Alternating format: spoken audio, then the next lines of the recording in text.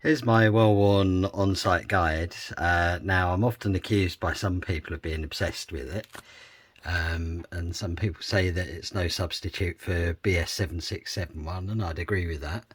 I always take note of this passage where it says that it doesn't ensure compliance with BS 7671.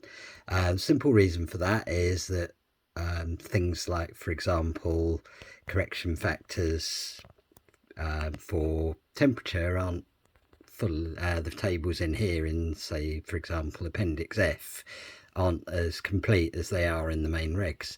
However, there are some really nice shortcuts in the on-site guide, and table BS 7671 is one of my favourites.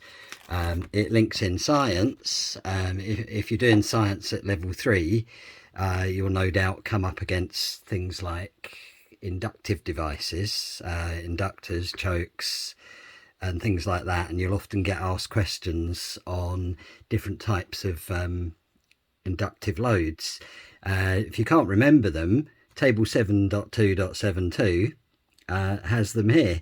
So, for example, for type C circuit breakers, fluorescent lights, small motors, etc., where there's switching surges, and also type D, you've got transformers, X-ray machines, and industrial welding equipment. So it's really good for remembering those little bits for science.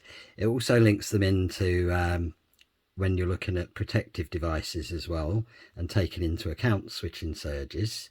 Very useful as well, again, for cable current carrying capacities, as you can see.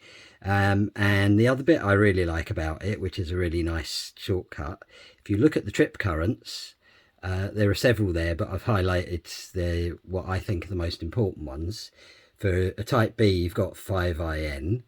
For a type C, you've got 10 IN.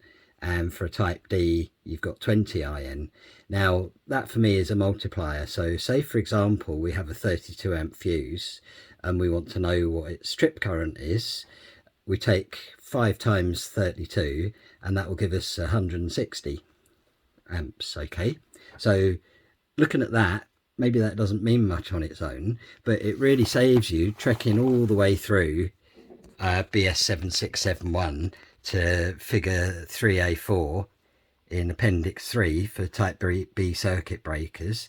And you can see I've highlighted it here in green and drop down to there, and that takes us to 160 amps.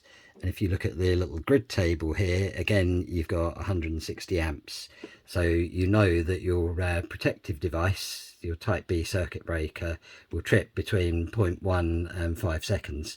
So it's a nice little shortcut in that respect. Not absolutely perfect, but really, really useful.